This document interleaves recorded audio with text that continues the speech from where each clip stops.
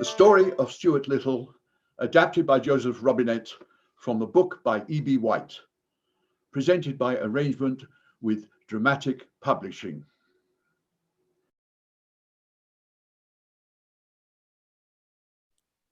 Good morning. Morning. Hello. Hello! Nice day. Not bad at all. By the way, did you hear? I certainly did. How about you? Did you hear? You bet I did. And you? Yes, indeed. Did you believe it? Not at first. I thought they were kidding. So did I. But it's true. It certainly is. The second son of Mr. and Mrs. Frederick C. Little turned out to be a... Maybe they haven't heard. Perhaps you're right. Have you heard? If you've heard, raise your hands. Some have. Some haven't. Maybe we should tell them. I agree. Go right ahead. You tell them. You can tell them. Why don't you tell them? I got an idea. Why don't we all tell them? Good idea. So where should we begin? Well, how about at the beginning? An excellent place to begin. Then let's begin. The adventures of... Stuart Little! Oh. Stuart Little Thank you. You're more than kind. was the second son of Mr. And Mrs. Frederick C. Little. I'm George, their first son. Did you notice? The little's baby is not much bigger than a... He has the short nose and the long tail of a... As well as the pleasant, shy manner of a... I do believe the Little's new son is a mouse. And I am delighted with Stuart, although it is very unusual for an American family to have a mouse, even in New York. temperature, 98.6. Normal for a mouse. chest and heart, Sound as $1. Maybe sounder. ears, eyes, nose and throat. Check, and check. He's in excellent condition. You have a fine son there, Mr. and Mrs. Little. Make sure you feed him up. I'm George, their first son. Unlike most babies, Stuart could walk as soon as he was born. There are certain advantages to being a mouse. When he was a week old, he could climb lamps by shimmying up the cord. Youth has its privileges. And when he was a month old, his mother made him a fine little blue worsted suit with patch pockets. Where I can keep my handkerchief, my money, and my keys. Thanks, Mom. As he grew older, Stuart was a great help to his parents. And to his brother, George, that's me, the other son. Because he could do things a mouse can do. And he was agreeable about doing them. Stuart, my ping pong ball just so behind the radiator. Can you get it for me? Sure, George. I'll be in the recreation room. Here you are, George. Thanks, Stuart. Stuart, your mother's dropped a wedding ring down the bathtub drain. Would you be a good fellow and fetch it out? I'll try, Dad. Why was Mother wearing her ring in the bathtub? Here you are, Mother. Thank you, Stuart. Sure, Mom. Isn't he terrific? A fine fellow. But there will be problems, of course. No child's perfect. And one of those problems we'll have to deal with right away. What's that, Pop? There must be no references to mice in our conversations. Mom, what are you doing with that songbook? Getting rid of a song. What song? 3 blind mice. See how they run. Good idea. We don't want our son growing up thinking that he's going to have his tail cut off by a farmer with a carving knife. I guess we better do something about this too. 'Twas the night before Christmas when all through the house Not a creature was stirring, not even a, well, we can't say mouse. How about grouse? I suggest souse. What about louse? 'Twas the night before Christmas, and all through the house. Not a creature was stirring. Not even a louse. Yes, I do believe that's the best substitute. I'll just rub out mouse and replace it with louse. You know what worries me the most? What's that, Pop? That mouse hole over there.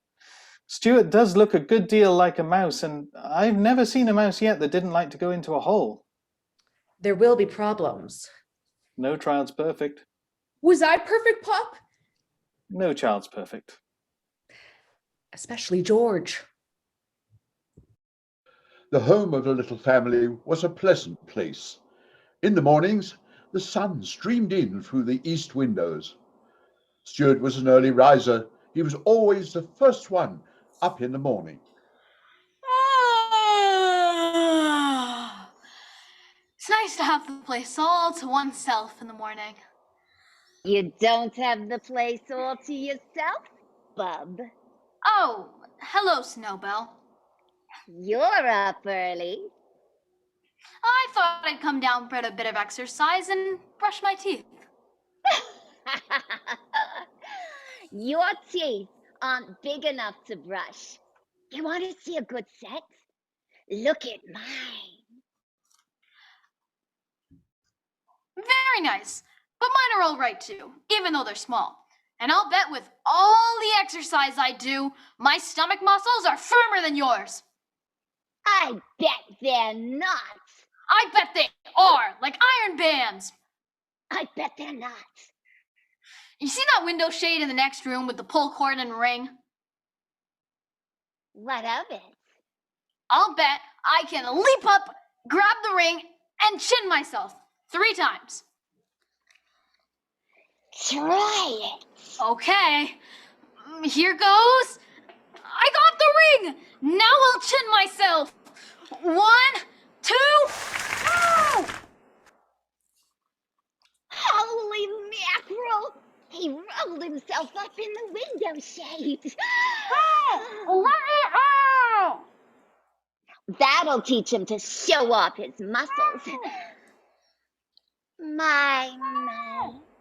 This place needs a tidy up. I think I'll just pick these up and put them over here by the mouse hole.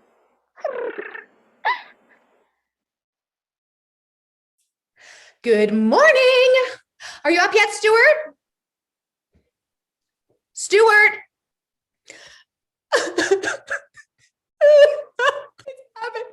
What has? Stuart's gone into the mouse hole. My poor, dear, sweet little son. I know he'll get trapped in there somewhere. Now, Mother, just because you can't comfortably travel in a mouse hole, it doesn't mean that it isn't a perfectly suitable place for Stuart. Don't get yourself worked up. George! Let's call to Stuart, okay? It's quite possible that he's lost his way in there. Very well. I will count 3, and then we will all call. Then we will all keep quiet for 3 seconds, listening for an answer. 1, 2, 3. Stuart! Look in the window shade. It's no use. Oh, stay calm, Mother. I have an idea. Bureau of Missing Persons. Hello, my son is missing. Can you give a description of your son? Very short. Very short. Whiskers. Whiskers. Large ears. Large ear. Very short whiskers. Sounds like a mouse to me. Actually, he is a mouse. What are you, some kind of joker? Why don't you call the Bureau of Missing Mice then? Mice. Stuart must be dead. Nonsense, nonsense. If he is dead, we need to go into mourning. I'll pull down all the window shades. George, stop that. What are you doing? George, we are having enough trouble today without having to cope with your foolishness. Goodness. What was that? Well, for the love of Pete, look who's here, Mom. It's about time somebody pulled down that window shade. That's all I can say. How did this happen? You all right? How did you get into that shade? It was simply an accident that might happen to anybody. Stuart, what were your things doing in front of that mouse hole? You can draw your own conclusions.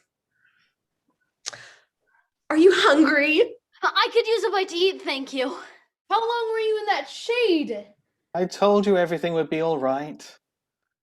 One morning, when the wind was from the west, Stuart put on his sailor hat, took down his spyglass from the shelf, and set out for a walk, full of the joy of life. I am full with the joy of life. I am also filled with the fear of dogs. Rolling gait, Stuart sauntered along Fifth Avenue, keeping a sharp lookout for dogs. Oh no, a dog! I need a place to hide. Maybe I can crawl inside a newspaper. Excuse me, ma'am. Do you have a newspaper I could crawl inside? Is the New York Times okay? Fine, thank you. I'll toss it out to you.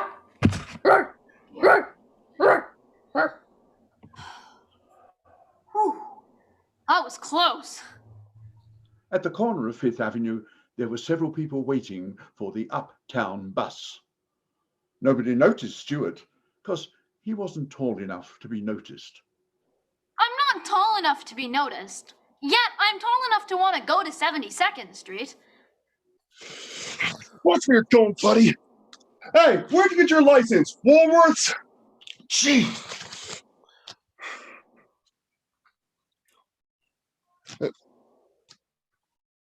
What's that you're offering me? A coin. My father made it for me. It's tinfoil. That's the kind of dime I carry.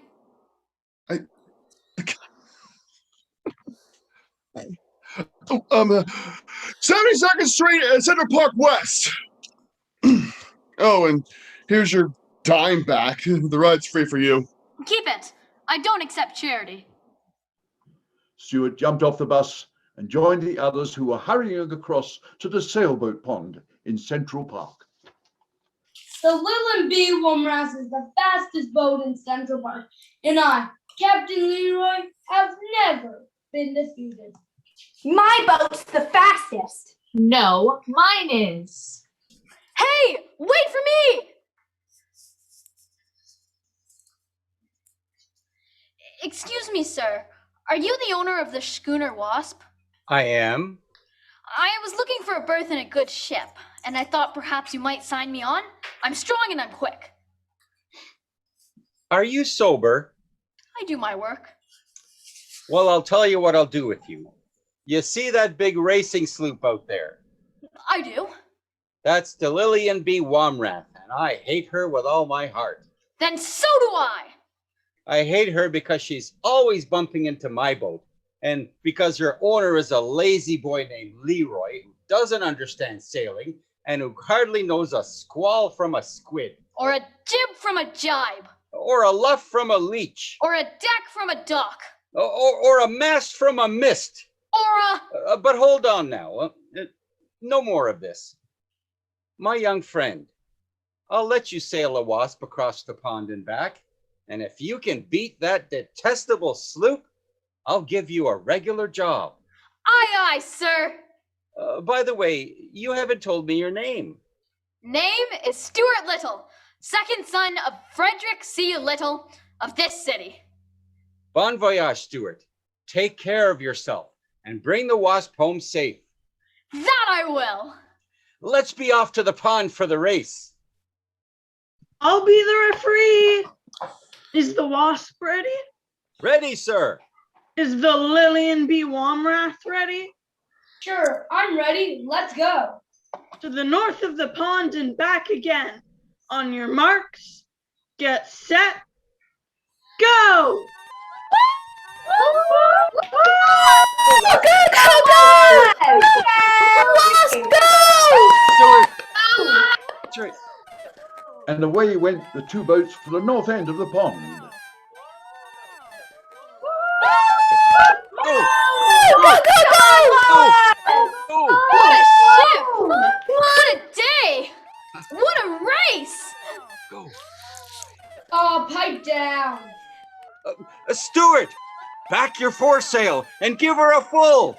Aye, aye, sir! Hey, what's the matter with my boat? You're beginning to yaw. Yeah? Yes! Ah.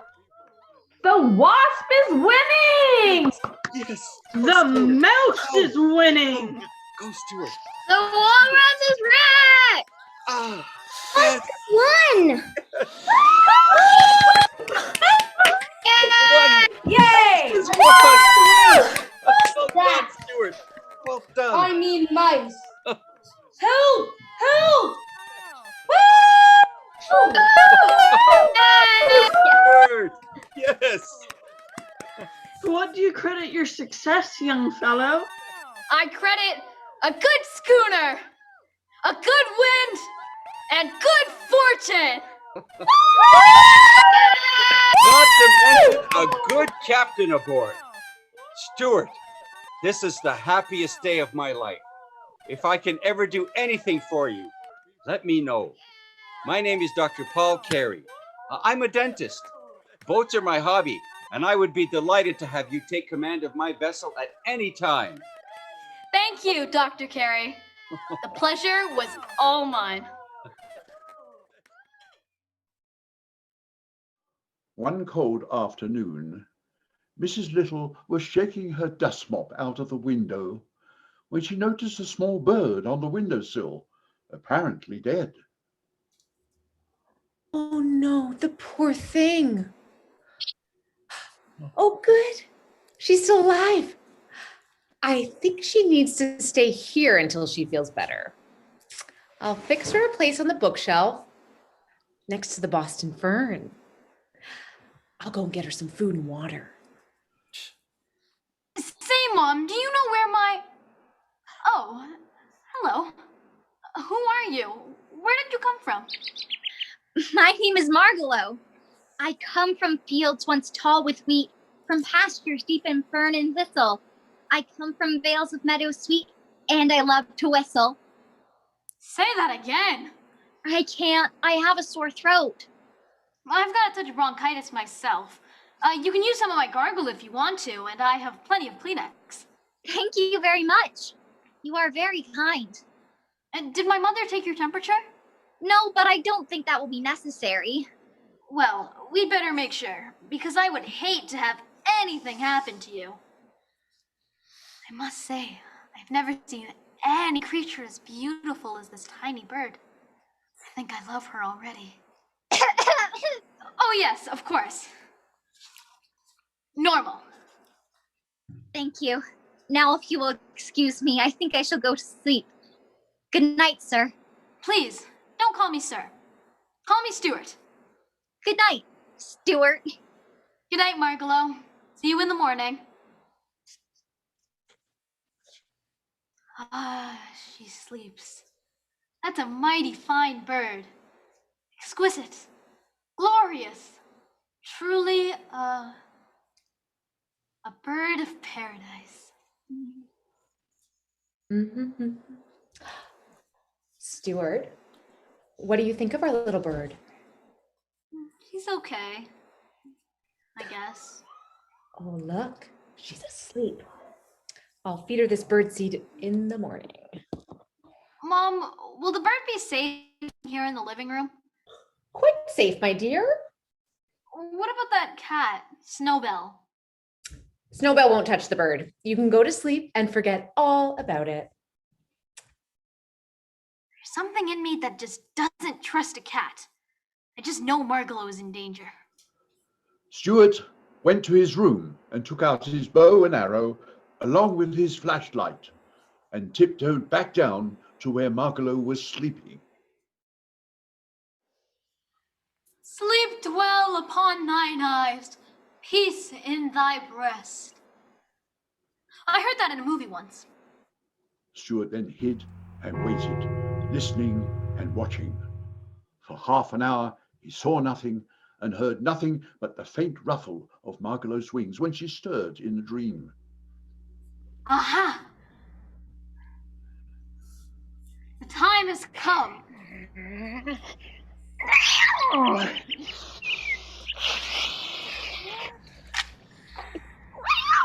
Direct hit!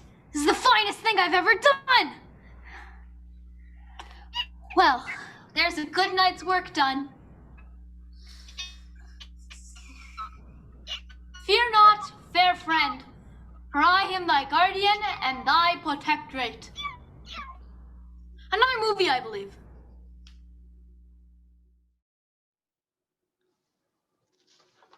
Margot liked it so well at the little house, she decided to stay for a while instead of returning to the open country.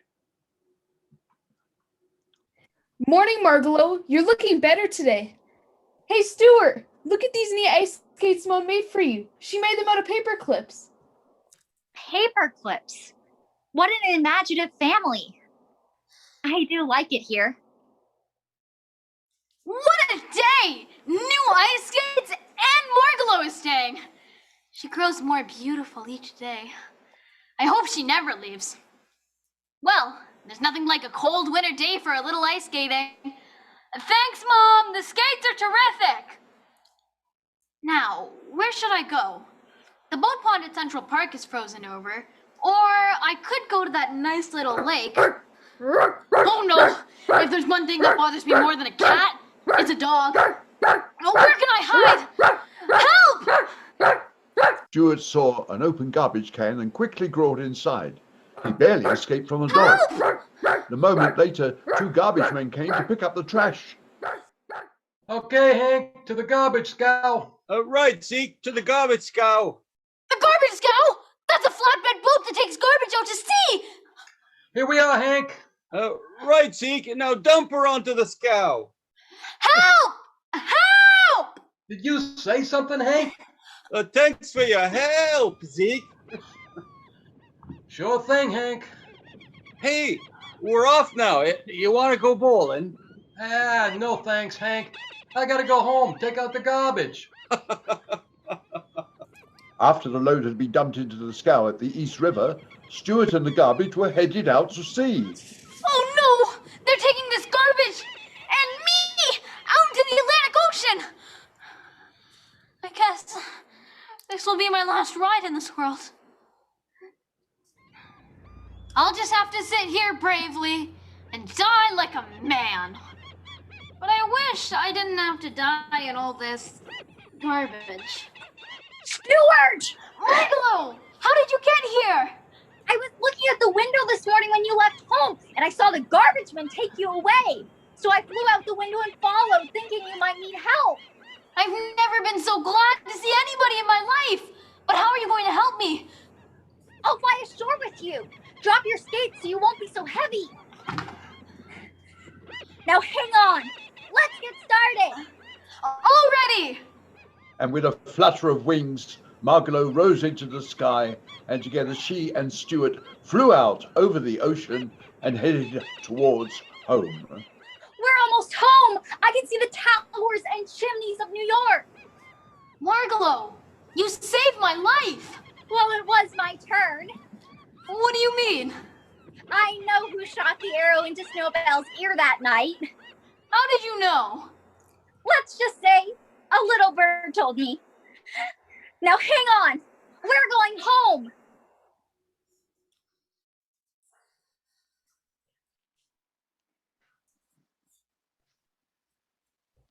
I like the nighttime more than the daytime. Maybe it's because my eyes like the dark. Or maybe it's because so many wonderful things happen in New York at night. Especially when my friends are in the neighborhood. Like the Maltese cat at the A&P next door. Evening, Maltese. How's it by you, Snowbell? Can't complain. Who would listen anyway, right? Then there's the white Persian at the apartment house next door. Nice night, Babette. I love the smell of the spring in the city. Me too. I just got a whiff of Malaki's fish market. And the liver pate at the Pearl of Delication.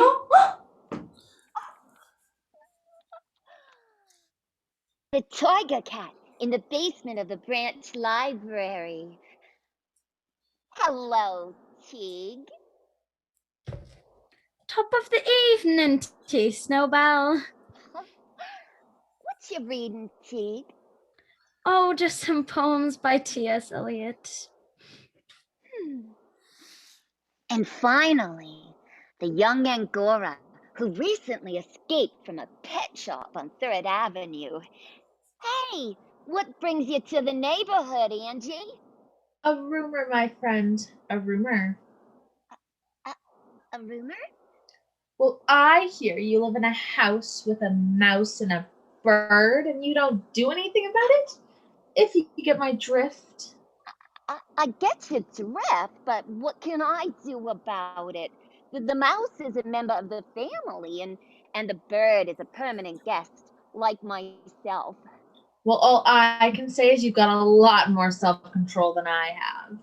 Well, to tell you the truth, I've been really terribly nervous and upset lately, and I think it's because I've been holding things in. The two cats continued to talk about the bird and the mouse.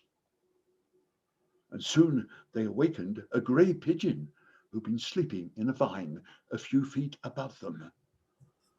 I were you, I'd gobble that bird up in a second. I can't do that to my own family. Oh, my, this sounds like an interesting conversation. Maybe I'd better stay around and see if I learn anything. Look here, I admit a cat has a duty to her own people, but I'm not a member of your family, and there is nothing to stop me from eating that bird, is there? Nothing that I can think of.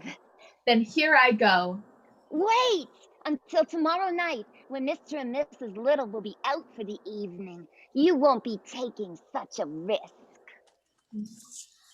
All right, I guess I can wait. Good. See you tomorrow. I'm obliged to see you, miss. Oh, this is terrible. That cat plans to eat that bird. I need to find myself some writing paper and a pencil. I'll write a fair warning from one feathered friend to another.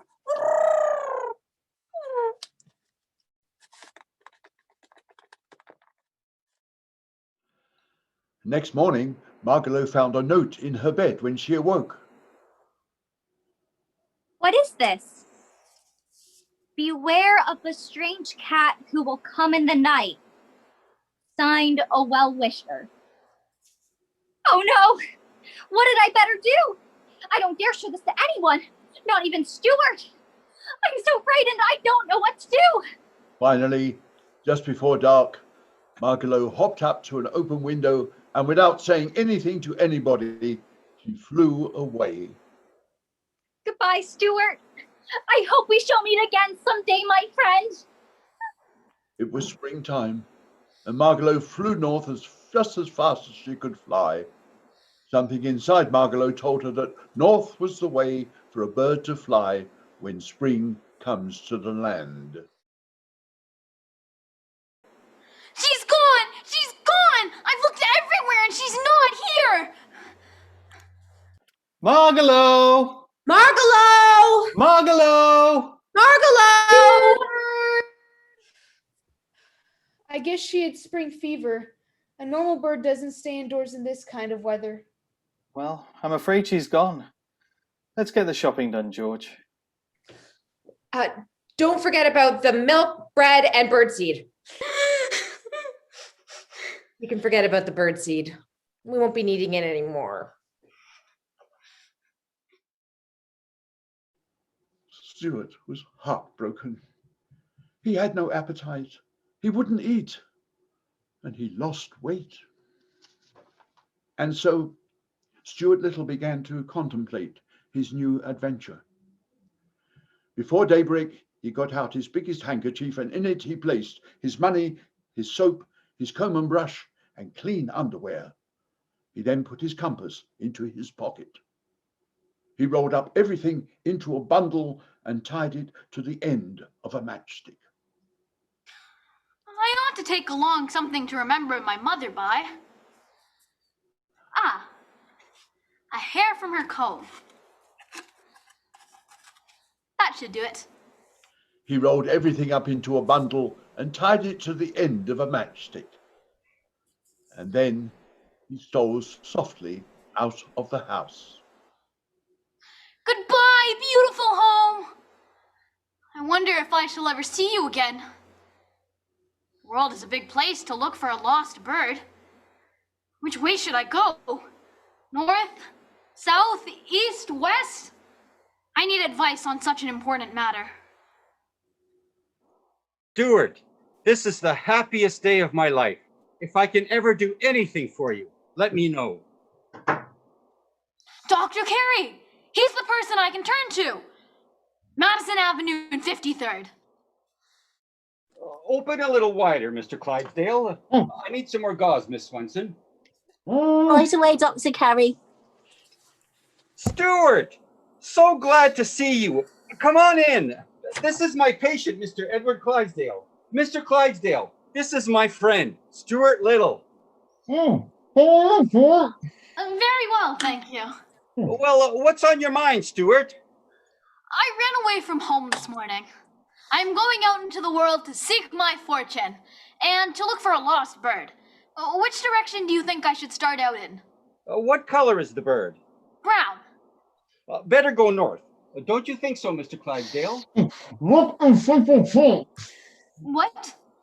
I said, look in Central Park. He said, look in Central Park, and that's a good suggestion. Oftentimes I find people with decayed teeth have sound ideas. You can't open the door in Central Park, find the windows and cover carefully and look into their touch. Oh, what say, Mr. Clydesdale? He said, if you can't find the bird in Central Park, take a New York, New Haven, and Hartford railway train and look in Connecticut. There. All finished, Mr. Clydesdale. Oh, thank you very much. I beg pardon? He says, thank you very much. My pleasure. Here's the goals, Dr. Carey. No eating or drinking for 6 hours, Mr. Clydesdale.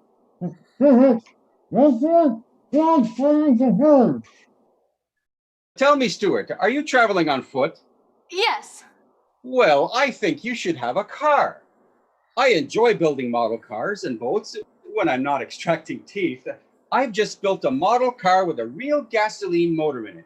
Do you think you can handle it? Certainly. Well, then let's go start it up. That afternoon, Dr. Carey showed Stuart how to drive the car. Stuart slept at the doctor's apartment that night, and the next morning he started early to avoid the traffic. He drove through Central Park to 110th Street, and then over to the West Side Highway, then north to the Sawmill Parkway. This car runs beautifully. He kept on driving in the direction of Connecticut until he came to the loveliest town he'd ever seen. He stopped at the general store, where the storekeeper was smoking her cigar. Hello there. Nice town you have here. Ames Crossing goes back to the Revolutionary days. Care for a smoke? No, thank you. Don't smoke. Never will. But I am quite thirsty. Do you have any sarsaparilla in your store? We carry everything. Sarsaparilla, hammers and nails, cotton shirts, comic books. We even carry stamps. This is the post office too. A sarsaparilla, please. You're pretty short, aren't you? For a mouse, I'm pretty tall. There's someone in this town you ought to meet. She's about your size.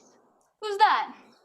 Harriet Ames, young and pretty, and from a prominent family with plenty of money. Thank you, but I'm not much of a society man these days. Too much on the move. Here today, gone tomorrow. Which reminds me, it's about time I was on my way. Good morning, Miss Morrison. I'd like to mail this letter. Sure thing, Harriet. Thank you. Who was that? Harriet Ames. Harriet Ames. She is pretty. And she's the only girl I've ever seen who isn't miles and miles taller than I am. And Miss A... No, that would be too bold. I shall write a letter. Sometimes it is easier to write than speak. Thank you. My dear Miss Ames, I am a person of modest proportions. Stuart began to write a carefully worded letter to Harriet Ames. Maybe we could go canoeing together. Is there a river nearby? Ames River. Is there a place to put in a boat? Ames Crossing, a mile east of town. Stuart asked Harriet to join him for a ride in his canoe. At about 5 o'clock, I shall await your arrival with all the eagerness I can muster. Yours very truly, Stuart Little. I hope she will come back to the post office this afternoon to check her mail. She usually does. Good. Then I'll assume she will accept a ride in my canoe. Canoe? I don't even have a canoe. Do you sell canoes? We carry everything. Sarsaparilla, hammers and nails, cotton shirts, comic books. A canoe, please. I think I've got a little canoe about your size in the back. I sell them for souvenirs. 75 cents plus tax. I'll take it. Drive around back, and I'll help you load it up. Stuart drove to Ames Landing, down by the river. He was tired and hot. He struggled with the canoe and finally tied it to a stone by the riverbank. I'm rather nervous. I've never taken a girl canoeing before. I better brush my hair and comb my whiskers. Goodness, my shirt is wet from nervous perspiration. Oh my, it must be nearly 5 o'clock. And it looks rainy. Well, what should I do if Harriet shows up and it should rain? Hello. Hello there. Are you Mr. Little? Yes, it is nice of you to come. It was good of you to ask me. Well, shall we take a ride in my canoe? Oh, gee whiz! Miss Ames, I assure you, I had everything beautifully arranged. And now look! That's all right. We don't have to go canoeing. We could go fishing. What? There's no fishing gear. We could pretend we're fishing. I don't want to pretend we're fishing. Would you like a peppermint? Oh, thanks. I don't see why you have to sit here and sulk. Would you like to come to my house? After dinner, you could take me dancing at the country club. It might cheer you up. No, thank you. I don't know how to dance. Besides, I plan to be on the road by daybreak. I'll probably sleep here on the riverbank tonight. Well, it's starting to rain. I guess I'd better be running along. Goodbye. Goodbye, Miss Ames. I'm sorry your evening on the river had to end like this. So am I, Mr. Little. Harriet walked away along the wet path, leaving Stuart alone with his broken dreams and his missing canoe. She called me Mr. Little! I wasn't very nice to her. I was actually rude. I'm afraid I've got a lot of growing up to do before I can be called Mr. Little.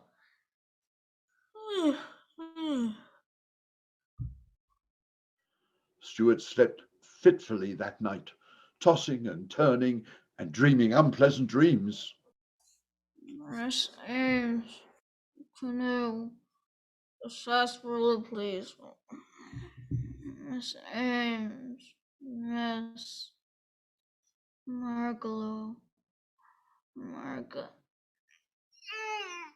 Oh, good! It's morning, and it has stopped raining. And I heard a bird. Could it be? No, not Margalo. But she's out there somewhere. Time to hit the road. Stuart got into his car and drove away. Just as the sun was coming up, he saw a woman seated in thought by the side of the road. I wonder if she's having trouble. You're worried about something, aren't you? Yes, I am. Can I help? It's an impossible situation, I guess. You see, I'm the superintendent of schools in this town. Well, that's a bad situation, but not impossible. I've always got problems that I can't solve. Today, for instance, one of my teachers is sick. Miss Gunderson's her name. She teaches number 7 school. I've got to find a substitute teacher for her. Oh, what's the matter with her? I don't know. The doctor says she might have rhinestones. I'll take Miss Gunderson's place for the day, if you'd like. Really? Certainly. Glad to. Well, thank you very much. School number 7, 9 sharp. I'll be there. A substitute? Did you hear? Miss Gunderson's sick. You've got a substitute. Who is it? I don't know. Let me have your attention, please. Look, it's This is going to be fun. Let me have your attention, please. As you know, Miss Gunderson is sick, and I am taking her place. What's wrong with her? Vitamin trouble. She took vitamin A when she needed D and vitamin B when she needed C. Everyone will now take his or her seat. Now, what's the first subject you usually take up in the morning? Arithmetic. Bother, arithmetic. Ugh. Let's skip it. What else do you study? Writing. Goodness, don't you children know how to write yet? Certainly we do. So much for writing, then. Social studies comes next. Social studies. Social studies, social studies, social studies. No, never heard of them. Instead of taking up any special subject today, why don't we just talk about something? Can we talk about the way it feels to hold a snake in your hand? We could, but I'd rather not. Could we talk about sin and vice? Nope, try again. Could we talk about the fat lady at the circus who has hair all over her chin? No, I'll tell you. Why don't we talk about the king of the world? There isn't any king of the world. What's the diff? There ought to be one. Kings are old-fashioned. Well, all right then. Let's talk about the chairman of the world. The world gets into a lot of trouble these days because it has no chairman. I would like to be chairman of the world myself. You're too small. Oh, fish feathers. Size has nothing to do with it. It's temperament and ability that count, and knowing what's important. How many of you know what's important? Very good. Henry Rackmeyer, you tell us what's important. After sunlight at the end of a dark afternoon, a note in music, and the way the back of a baby's neck smells if its mother keeps it tidy. Correct. You forgot one thing, though.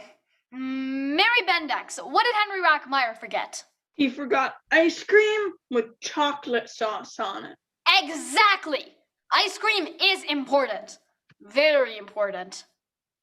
Well now, if I'm going to be chairman of the world this morning, we've got to have some laws. Can anybody have any good laws for the world?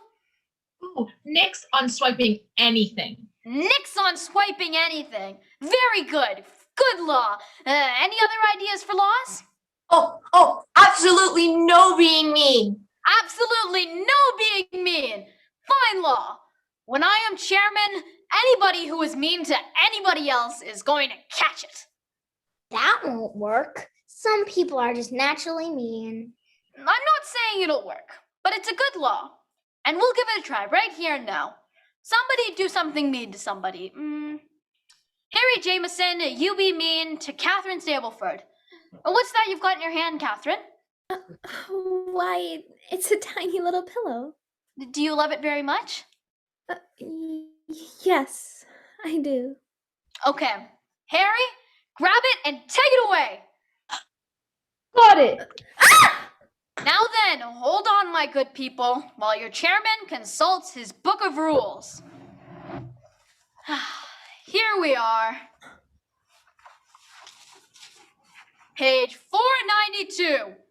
Absolutely no being mean. Page 560. Nix on swiping anything.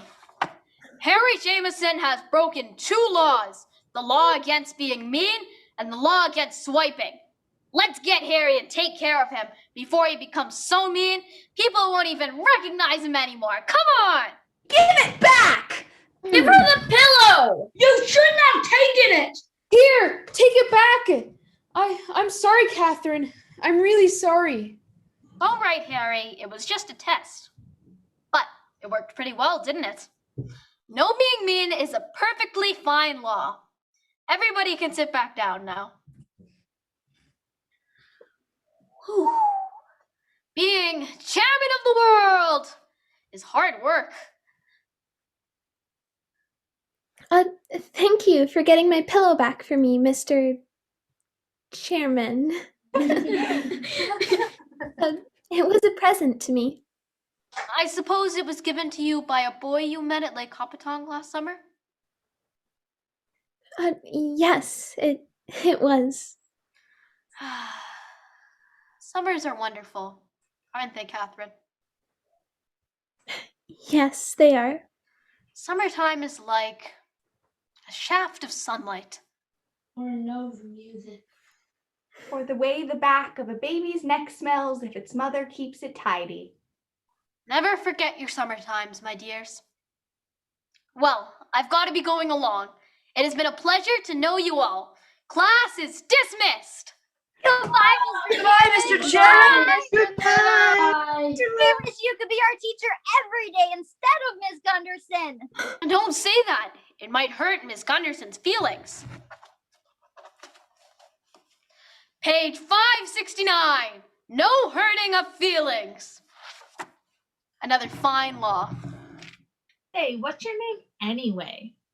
Name is Stuart Little, second son of Frederick C. Little of New York City. Goodbye, Mr. Goodbye, Little. Mr. Little.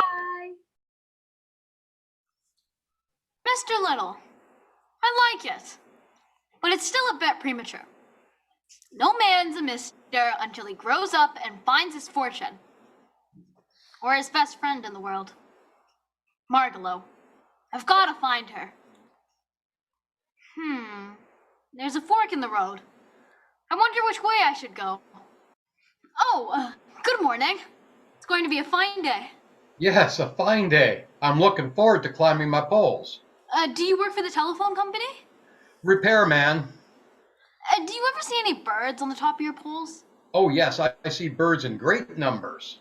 Well, if you ever run across a bird named Margalo, drop me a line. Here's my card. Oh, describe the bird. Brown with a yellow streak on her breast. Know where she comes from? She comes from fields once tall with wheat, from pastures deep in fern and thistle. I come from vales of meadows sweet, and I love to whistle. Fields, fern and thistle, enjoys whistling. I'll keep my eyes open. Thank you. Which direction are you headed? North, I think.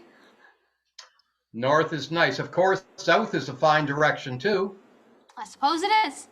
And then there's east. Yes, West is a good direction too. I suppose so. But there's something about north. Something that sets it apart from other directions. A person who is heading north is not making a mistake, in my opinion. That's the way I look at it. Well, it's about time I hit the road. Thank you for your friendly conversation. Not at all, and I hope you find that bird. Well, it's time to get started. There's the road that leads toward the north. I may have to drive a long way, but the sky is bright, and somehow I feel I'm headed in the right direction. And that is the story of Stuart Little as we know it. Did he keep traveling north? Did he ever find his beloved Margalo? Did he ever return to his home and his family? Nobody knows for certain, for this is where the story ends. And that's where our imaginations begin. Perhaps each of us can supply the ending to the fascinating story of a most remarkable little mouse. Always hope for a good schooner, a good wind, and good fortune. Size has nothing to do with it. It's temperament and ability that count. Ice cream is important, very important. Never forget your summer times, my dears. Never forget your summer times. And never, ever forget Stuart Little.